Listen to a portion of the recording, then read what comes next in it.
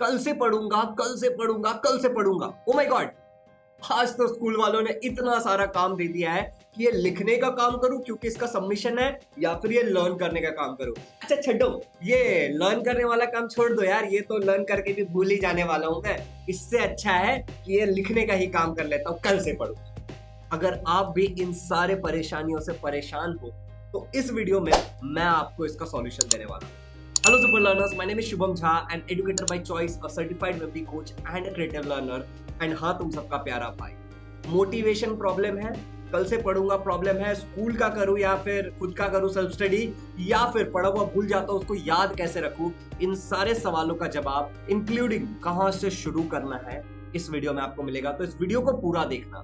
Learners, सीधे चलता है स्क्रीन के ऊपर जहां पे मैं आपके साथ ये सारी बातें करने वाला हूं। अब देखो, कल से पढ़ूंगा ये बहुत बड़ा प्रॉब्लम है, ठीक है। सबको ये लगता है कि कल से पढ़ूंगा, लेकिन कल से पढ़ कोई नहीं पाता, लेकिन सबकी इच्छा है कि 95% लाना है। अब ये कैसे संभव है, इसके बारे में थोड़ा सा बात करते हैं। सबसे पहले जो आपको ध्यान रखना है, दैट इज सिलेबस अवेयरनेस। आपको सिलेबस का पूरा अवेयरनेस होना चाहिए। सिलेबस के अवेयरनेस से मेरा मतलब क्या है कि अब देखो, ऑलमोस्ट अगर आप लोगों ने अप्रैल में अपनी पढ़ाई करनी शुरू की होगी 10th स्टैंडर्ड की, तो अप्रैल, मई, जून, जुलाई, अगस्त चालू है। Am I right?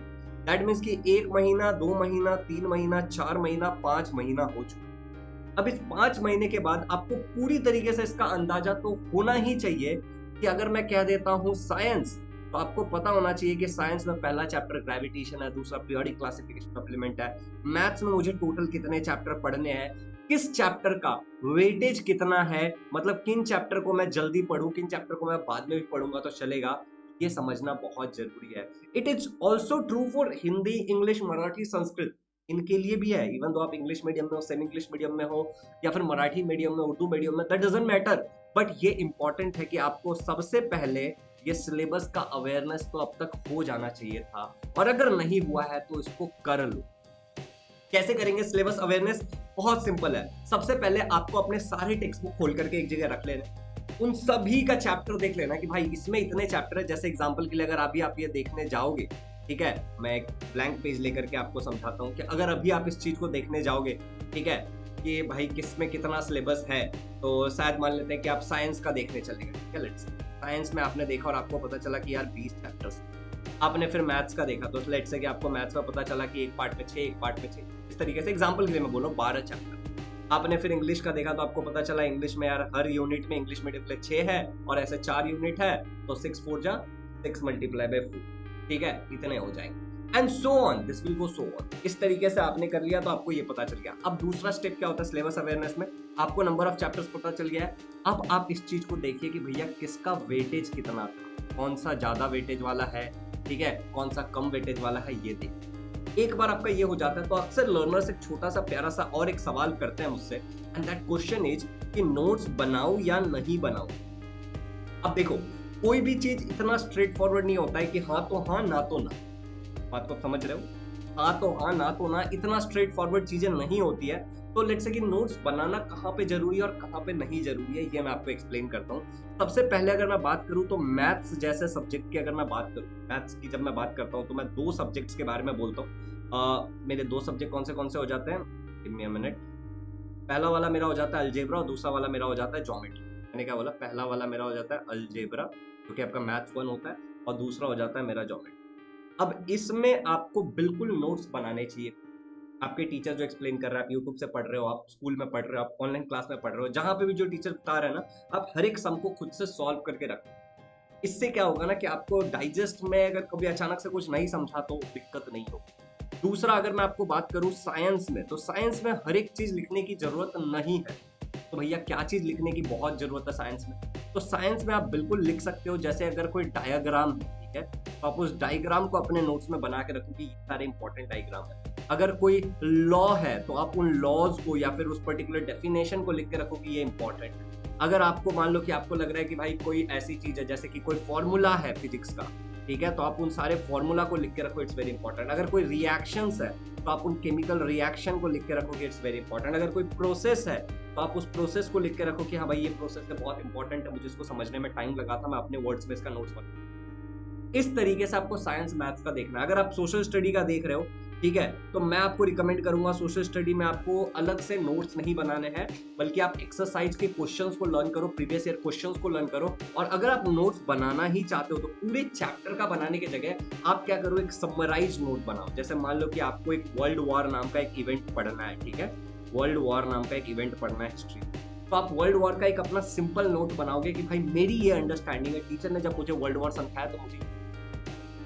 तो नोट्स बनाओ या नहीं बनाओ, ये बहुत सिंपल सी बात है कि आपको कितने हद तक क्या चीजें याद रहती हैं, कितने हद तक क्या चीजें नहीं याद रहती हैं। ऐसा नहीं होता कि अगर नोट्स बनाना है तो मतलब मान लो कि पूरा सिलेबस का एक कॉपी बनाना है कि साइंस का पहला चैप्टर, दूसरा चैप्टर, तीसरा चैप्टर, हर चीज का मेरे पास होना ही चाहिए। लोग क्या सोचते हैं कि भाई A to Z मेरे पास सारी चीजों का नोट्स खुद से हैंड रिटन होना चाहिए। कुछ लोग अब क्या करते हैं, यहाँ पे मैं आपको वो बता दूं, लेट मी इरेज दिस चीजें, मुझे एक बार इरेज करने दो, ठीक है। मैं आपको अभी कमाल की बात बताता हूँ। लोग एक बड़ा बेवकूफी भरा चीज है, हालांकि ये पर्सन टू पर्सन वेरी करता है, लेकिन आप ईमानदारी से ना दिल पे हाथ रख के मुझे इस सवाल का जवाब देना, आपको खुद ही समझ में आ जाएगा। लोग क्या करते हैं पता है, ऑनलाइन, ठीक है, किसी और के नोट्स को डाउनलोड करते हैं। अब ये किसी और के हैंड रिटन नोट्स, अब ये कैटेगरी इसके अंदर क्या क्या आती है वो देखो। पहली कैटेगरी तो वो आती है कि आपको कोई टीचर दे रहा है, चलो ठीक है, ये कुछ हद तक ठीक है। मान लो मैंने आपको कोई अपना लिखा हुआ नोट्स दिया, ठीक है, या फिर किसी और टीचर ने दिया, इट्स फाइन, ठीक है, 50% ठीक है। दूसरा कैटेगरी ये आता है कि कोई स्टूडेंट होता है जो अपने हैंड रिटन नोट्स अपलोड कर देता है, जैसे शायद आपने अपलोड कर दिया, ठीक है, कि ये मेरे हैंड रिटन नोट्स है। अब प्रॉब्लम क्या है कि ये हैंड रिटन नोट्स जो होता है ना, वो इंडिविजुअल होता है। इंडिविजुअल मतलब क्या होता है, इंडिविजुअल से मेरा मतलब क्या है कि भाई मैं अपने नोट्स मेरे हिसाब से बनाऊंगा। आप समझ रहे हो, आप अपने नोट्स अपने अंडरस्टैंडिंग के हिसाब से बनाओगे। नोट्स में हर एक चीज लिखने की जरूरत नहीं है, नोट्स में वो चीजें लिखा जाता है जो आप क्विकली रिकॉल करना चाहते हैं। तो और दूसरा प्रॉब्लम क्या है पता है, ऐसे जितने भी नोट्स आप डाउनलोड करते हो ज्यादातर वो आपके स्टोरेज को भरने का काम करता है खाली। M I right? आप खुद सोच के देखो कि अगर आपने अब तक 100 बार ऐसी चीजें कहीं से डाउनलोड की होगी तो हार्डली आपने 10 को यूज किया होगा, बाकी सब ऐसे ही पड़े हुए होंगे। उनको डिलीट मार दो, अपना नोट्स खुद बनाओ। दूसरा आप क्या कर सकते हो कि आप जो डाइजेस्ट वगैरह खरीदते हो, नवनीत का, टारगेट का, मैं रिकमेंड करता हूँ टारगेट या मास्टर, तो अगर आप उन डाइजेस्ट को खरीदते हो तो उसमें भी तो सब लिखा हुआ ही है ना। आप कभी कंपेयर करके देखना लोगों के नोट्स, ठीक है। मान लो कि मैं अगर किसी बच्चे को कोई नोट्स को इस क्वेश्चन का आंसर देता हूँ तो ऑब्वियसली वहां पे जो आंसर लिखा वही मैं कॉपी करके वहां पे, वो यूजलेस हो जाएगा, राइट? ये क्लियर हो गया। चलिए अब यहाँ पे एक इंपॉर्टेंट बात कि अक्सर आप ना पढ़ाई में कंसिस्टेंट नहीं रह पाते हो। इसके लिए आपको मैं एक सॉल्यूशन देना चाहता हूँ। अगर आप class 10th Maharashtra state board के इंग्लिश या सेमी इंग्लिश मीडियम से हो तो आप हमारे क्लास 10th का आरंभ बैच ज्वाइन कर सकते हो, ठीक है।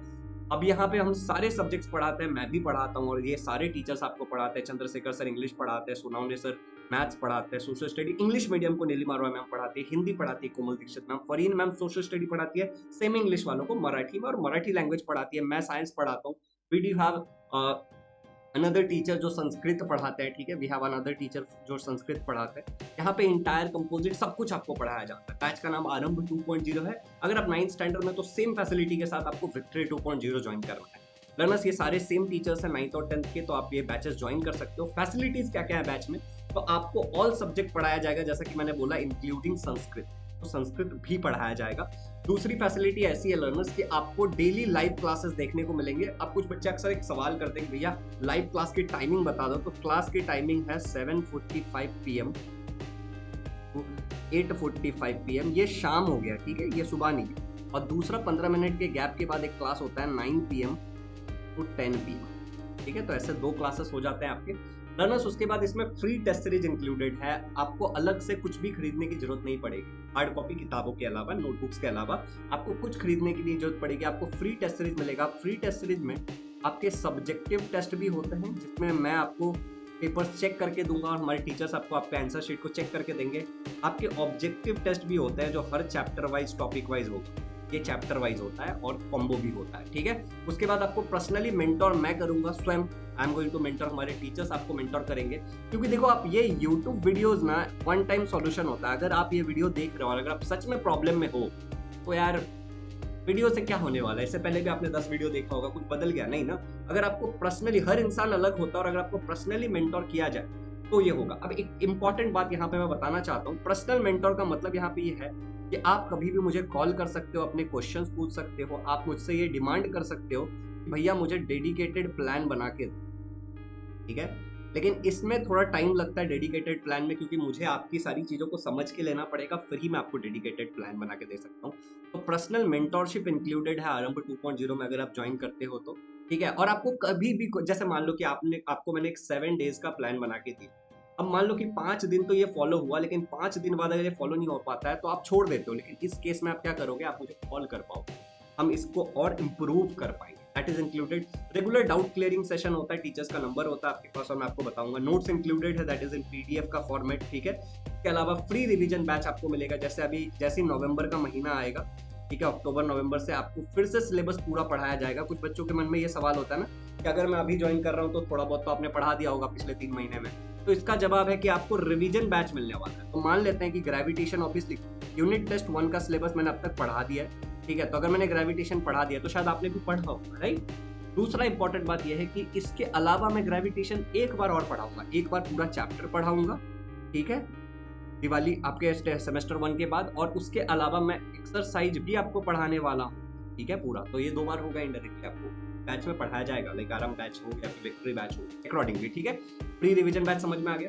अब दूसरी बात है कि भैया मैं एनरोल कैसे करूँ, तो इसके लिए डेडिकेटेड 2 वीडियो बना के रख दिया गया है। आप वीडियो देख करके आप 11, 9, 10 जिसमें भी हो, आपको वीडियो में बस एक समझेगा कि ये बैच को ऐसे एनरोल करते हैं, आप अकॉर्डिंग अपने बैच में ज्वाइन करना। अगर आप क्लास 9th से हो तो आपके लिए विक्ट्री 2.0 है, ठीक है। अगर आप क्लास 10th से हो तो आपके लिए आरंभ 2.0 है, आरंभ बैच 2.0। और अगर आप क्लास 11th से हो तो आपके लिए उड़ान बैच है, उड़ान बैच है, ये बात याद रखिए, ठीक है। वीडियो देख के आपको समझ में आ जाएगा कि लैपटॉप से मोबाइल से कैसे ज्वाइन करना है। सेकेंडली लर्नर्स, आप इस पे पेमेंट भी कर सकते हो इस QR कोड पे, और सिंपली हमारे इस नंबर पे कॉल करके इंक्वायरी भी कर सकते हो, 8527529111। इस पे मैं या फिर नीलिमा मैम आपकी हेल्प कर देंगे। अब दूसरी बात यहाँ पे देख सकते हो हमारे वेबसाइट पे सभी के प्राइजेस लिखे हुए हैं। अगर आप जाओगे, जैसे मान लेते हैं मैं क्लास 10th के बैच में जाता हूँ, इंडिपेंडेंस और एक फर्स्ट 100 कूपन कोड है, जो भी कूपन कोड रहेगा अकॉर्डिंगली आपको ऑफर मिल जाएगा। तो लेट्स से मैं ये फर्स्ट 100 वाला अप्लाई करता हूँ कि मुझे 50% का डिस्काउंट दे रहा है। चलो एक और कोई कोर्स देखते हैं। तो जैसे मान लेते हैं कि अगर मैं विक्ट्री बैच पे आ जाता हूँ, तो आपको जो प्राइस दिखाएगा, अगर कोई कूपन कोड है तो ठीक है, वरना जो अगर यहाँ पे मान लो कूपन कोड डाल के 5000 का डिस्काउंट हो गया, लेकिन अगर कोई कूपन कोड नहीं है तो ये जो प्राइस होगा यही प्राइस रहेगा, ठीक है। तो ये वाली बात क्लियर हो चुकी है सभी लोगों को। अब थोड़ा सा आगे बढ़ते हैं एंड हमारे इस टॉपिक के बारे में बात करते हैं। थोड़ा एसी चालू कर लेता हूँ, बहुत गर्मी हो रही है, ओके।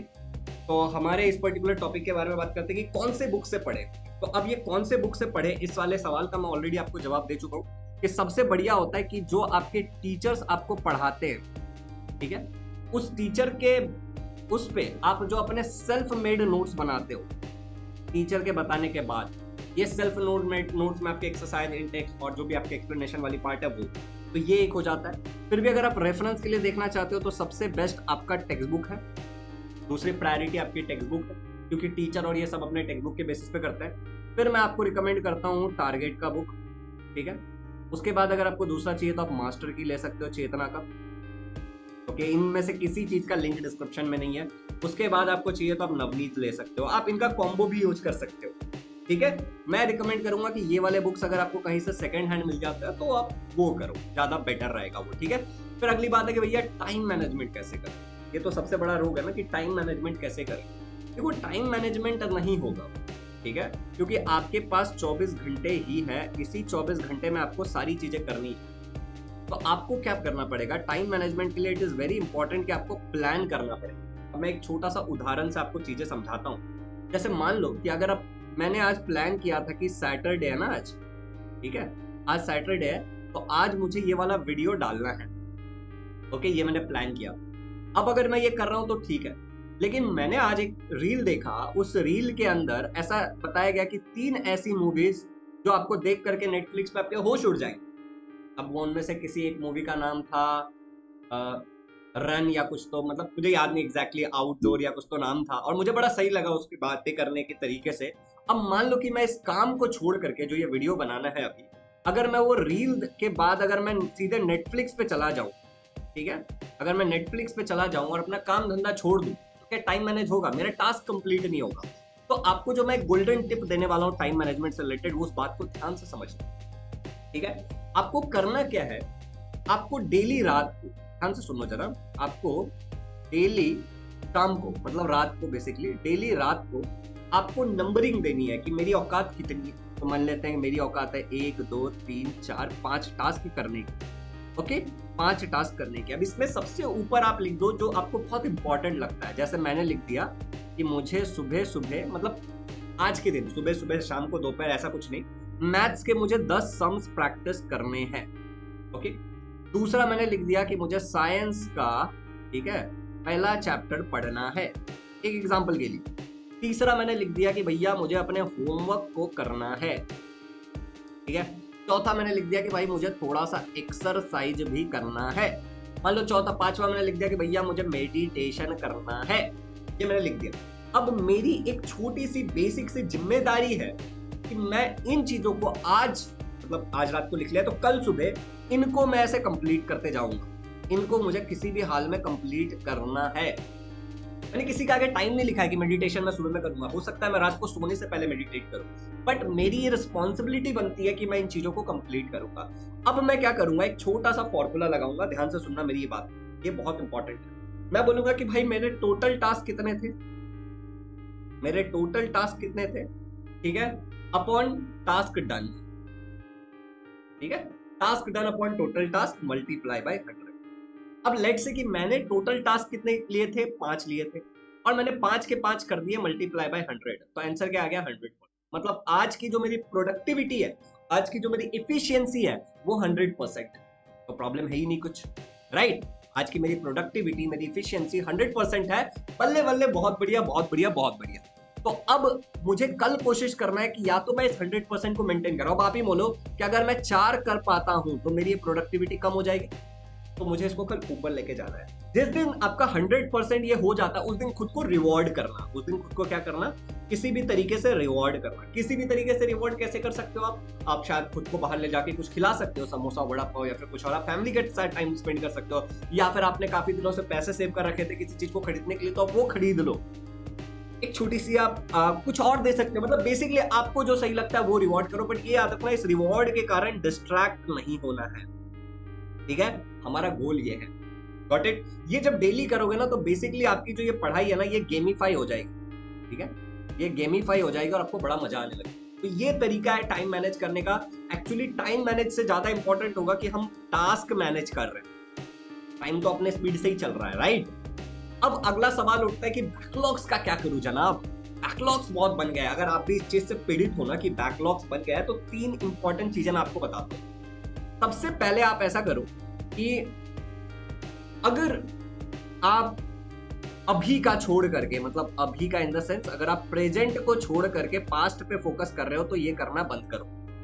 अभी प्रेजेंट पे फोकस करो। जो हो चुका है उसको होने दो, कोई दिक्कत नहीं है। मान लो आपके अब तक आपने कुछ भी नहीं पढ़ा, आपका 50% का बैकलॉग है, ठीक है, तो छोड़ दो, कोई बात नहीं, इट्स ओके। अभी जो चल रहा है उसको फोकस करो, वरना क्या होगा, अभी वाली चीजें भी आपका अल्टीमेटली बैकलॉग ही बन जाएगा। तो पॉइंट क्या है कि फोकस ऑन, पहला पॉइंट क्या हो जाएगा हमारा कि फोकस ऑन प्रेजेंट, अभी जो चल रहा है उस पर फोकस कर, ये हमारा पहला पॉइंट। दूसरा पॉइंट क्या हो जाएगा कि अब आपको थोड़ा सा कहीं से टाइम डकैती करनी है। टाइम डकैती, तुम बोलोगे भैया टाइम डकैती मतलब क्या होता है, कुछ लोगों को समझ आ गया होगा। तो टाइम डकैती से मेरा मतलब यह है कि तुम्हें कहीं ना कहीं से टाइम निकालना है। जैसे मान लो कि आप आज स्कूल नहीं गए, आज लेट्स से कि सैटरडे था, ठीक है, और आपने बोला कि यार आज तो स्कूल में टाइम पास ही होने वाला है, तो आज मैं नहीं जाऊंगा, सैटरडे संडे का 2 दिन मैं कुछ नहीं करूंगा, मैं चुपचाप से इस टाइम में अपना पास्ट वाला जो बैकलॉग है उसको क्लियर करूंगा। तो टाइम हमें मिल गया, वरना टाइम ही नहीं मिलेगा रेगुलर के साथ, समझ रहे हो। तो ऐसा वीक में किसी दिन एक दिन स्कूल ना जाके, किसी एक दिन ट्यूशन ना जाकर के, किसी दिन एक दिन स्कूल और ट्यूशन दोनों ना जाकर के टाइम निकालना पड़ेगा, तब ये बैकलॉग क्लियर होगा। और तीसरा जो हम कर सकते हैं यहाँ पे, टाइम डकैती हो गया, फोकस ऑन प्रेजेंट, और वो है कि हम और बैकलॉग ना बने इसलिए टीचर के फ्लो को फॉलो करेंगे। ये मैं अपने हर वीडियो में बताता हूँ कि टीचर के फ्लो को फॉलो करेंगे। आप बोलोगे भैया टीचर के फ्लो को फॉलो करेंगे, थोड़ा सा ये वाली बात ना थोड़ा अच्छे से एक्सप्लेन करो। तो मैं आपको एक्सप्लेन करता हूँ कि टीचर के फ्लो को फॉलो करने का मतलब क्या है। जैसे मान लो कि अभी मैं हमारे बच्चों को, ठीक है, मैं पढ़ा रहा हूँ केमिकल रिएक्शन एंड इक्वेशन, ठीक है, मैं अपने बच्चों को पढ़ा रहा हूँ chemical reaction and equation in a live class, RM batch, ठीक है। अब केमिकल रिएक्शन एंड इक्वेशन में मेरे बच्चों का ना बहुत रेयरली बैकलॉग बनता है। जो अच्छे बच्चे हैं, जो सुनते नहीं, उनका तो कुछ किया नहीं जा सकता। तो अब मैंने मान लो कि मैंने इसको 1 2 3 4 लेक्चर में पढ़ाना है, ओके। अब ऐसे मान लो कि पहला लेक्चर हमारा है ट्यूसडे को, दूसरा है थर्सडे को, फिर है सैटरडे एंड फिर है ट्यूसडे। तो मेरा TTS मेरा लेक्चर होता है ट्यूसडे थर्सडे सैटरडे, तो ये मेरा लेक्चर होता है। अब मैं मेरे बच्चों को ये क्लियर इंस्ट्रक्शन दे के रखता हूँ। क्या क्लियर इंस्ट्रक्शन दे के रखता हूँ कि देख ले भाई, मेरा ट्यूसडे को पढ़ा के हुआ, अब जब जैसे ही मैं, ठीक है, तुम्हारे इस डेट पे आऊंगा, थर्सडे में आऊंगा, उससे पहले तुम्हारा थर्सडे वाली चीजें पढ़ के हो जाना चाहिए, मतलब ट्यूसडे वाली चीजें पढ़ के हो जाना चाहिए, मतलब मेरे अगले लेक्चर से पहले जितना पढ़ाया उतना हो जाए। अब थर्सडे को मैंने जो भी पढ़ाया, मान लो 4 चीजें पढ़ाई, बैलेंसिंग पढ़ाया, टाइप्स ऑफ केमिकल रिएक्शन पढ़ाया, कोरोजन पढ़ाया और मान लो कुछ वैलेंसी पढ़ा दी एग्जांपल की। तो अब मैं बच्चों को क्लियर इंस्ट्रक्शन देता हूँ कि सैटरडे को आने मैं लेक्चर लूं, उससे पहले तुम्हें कर लेना। अब जब इस तरीके से बच्चे करते हैं टीचर के फ्लो को फॉलो, जब बच्चे इस तरीके से करते हैं टीचर के फ्लो को फॉलो, तो बैकलॉग बनता है ही। तो बैकलॉग के लिए 3 तरीके हैं। बाकी अगर आपका बहुत सारा बैकलॉग है तो आई विल रिकमेंड यू, अगर आप 9th 10th में हो तो आप आरंभ बैच ज्वाइन कर लो। वहां पे मैं आपको एक डेडिकेटेड प्लान बना के दूंगा और मैं आपकी पूरी हेल्प करूंगा। अगर आप 9th में हो तो आप विक्ट्री बैच ज्वाइन कर लो, अगर आप 11th में हो तो आप उड़ान बैच ज्वाइन कर लो, ठीक है। So that's a recommendation. अगला एक और इंपॉर्टेंट है कि अक्सर मैंने सुना है बच्चों को कहते हुए कि भैया मोटिवेशन मिसिंग है। देखो बात को समझो, मोटिवेशन से बहुत बड़ा फैक्टर होता है आपका एनवायरमेंट। अगर आपका हर तीसरे दिन अगर आपका मोटिवेशन खत्म हो जाता है तो शायद आपके इर्द गिर्द ऐसा एनवायरमेंट ही नहीं है जो आपके मोटिवेशन को मेंटेन करके रखे। एग्जांपल के लिए अगर मैं इस वीडियो को देखूं अभी कि मैंने कितना लंबा बनाया है, तो लगभग 21 मिनट से मैं बहुत ईमानदारी से चीजें आपको बता रहा हूं। अब ये 21 मिनट की चीजें, इसमें कुछ रिकमेंडेशन थे आरंभ बैच के, कुछ टेक्निक्स थे, कुछ जेन्युइन एडवाइस थे, ये सारी चीजें थी। मैं आपको बताऊं, मान लेते हैं कि टोटल 100 बच्चे हमारे इस पर्टिकुलर वीडियो को देख रहे हैं, ठीक है, 100 बच्चे इस वीडियो को देख रहे हैं। इसमें से मेरे हिसाब से 60 बच्चे तो वीडियो को पूरा देखेंगे ही नहीं, किसी भी पॉइंट पे छोड़ सकते हैं। बचते हैं 40 बच्चे। इस 40 में से जो 50% होगी उनका ये नौटंकी होगा, बकवास करना, ठीक है। बचे हुए जो 10 बच्चे हैं इसमें से, वो शायद इन चीजों को फॉलो करना स्टार्ट करेंगे, ठीक है, अपने लेवल पे। और 10 ऐसे बच्चे होंगे, ठीक है, 10% अब ऐसे होंगे जो लोग क्या करेंगे, मेरी हेल्प लेंगे इसके अंदर, क्योंकि उन्होंने पहले ये चीज ट्राई करके देखा था और नहीं हो पाया, वो मेरी हेल्प लेंगे। तो शायद वो आरंभ बैच ज्वाइन कर ले, ठीक है, या विक्ट्री बैच ज्वाइन कर ले। अब इन 10 में से, अब ध्यान से सुनना, केवल और केवल 5 ऐसे बच्चे होंगे जो मेरी बात को मानेंगे और कंसिस्टेंट रह पाएंगे। अगर आप उस 5 बच्चे में आते हो ना, तो सब मजेदार है, वरना यहाँ पे भी आपको किसी ना किसी की हेल्प तो चाहिए ही चाहिए। बाकी ये लोग बस टाइम पास के लिए। अब आप किस कैटेगरी में हो आप डिसाइड करो। आज क्या कर रहा था कि एनवायरमेंट को मैनेज करना है, थोड़ा सा इन चीजों को मिटा देता हूं कि environment is greater than motivation. इससे मेरा मतलब क्या है वो ध्यान से समझ के लो जरा, ठीक है। मैं करना चाहता हूं कि आपको अपने एनवायरमेंट को सही रखना है। एनवायरमेंट को सही रखना है मतलब आप ऐसे करो कि आपके जो फ्रेंड्स हैं, आप देखो कि क्या आपके फ्रेंड्स का भी हालत आपके जैसा है क्या, या फिर आपसे भी बुरा है। आप अपने फ्रेंड्स में, मतलब क्या कहते हैं, अंधों में कान्हा राजा ऐसा वाला सिचुएशन है, ठीक है। आप प्लीज इस चीज को थोड़ा सा आइडेंटिफाई करके देखो कि क्या आपके फ्रेंड्स का भी हालत ऐसा है या फिर आप ही हो ऐसा।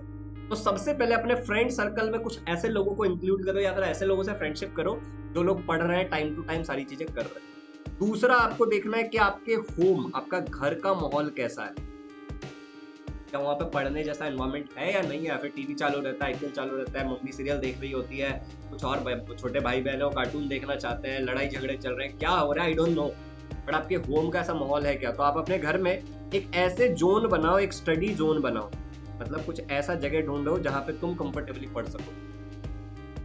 तीसरा जो होता है वो होता है तुम्हारे अंदर का एनवायरमेंट, इनर एनवायरमेंट। एंड ये इनर एनवायरमेंट कैसे सही होता है, ये इनर एनवायरमेंट होता है कमिटमेंट से। देखो तुम्हारे जो भी सपने हैं, तुम जो भी भविष्य में करना चाहते हो, आज अगर तुम इस वीडियो को देख करके डिसाइड करते हो कि भाई अब से तो मैं पढ़ाई ऐसे ही करूंगा, और अगर तुम 3 दिन उसको फॉलो नहीं कर पाते हो तो जिंदगी में जो तुम हासिल करना चाहते हो वो कैसे हासिल करोगे। मेरा सवाल बिल्कुल जायज सवाल है, अपने आप से ये सवाल पूछो। तो अगर आपके एनवायरमेंट सही रहा तो आपका मोटिवेशन अपने आप मेंटेन होगा, लेकिन अगर आपका एनवायरमेंट सही नहीं रहा तो आपका मोटिवेशन मेंटेन नहीं होगा। एक और छोटे से एग्जांपल से इस चीज को थोड़ा सा समझने की कोशिश करते हैं, ठीक है। मान लो कि आपके इर्द गिर्द खाली वड़ा पाव रखा हुआ है, आपके इर्द गिर्द खाली वड़ा पाव रखा है और आपको भूख लगी है, तो आप क्या खाओगे, वड़ा पाव खाओगे।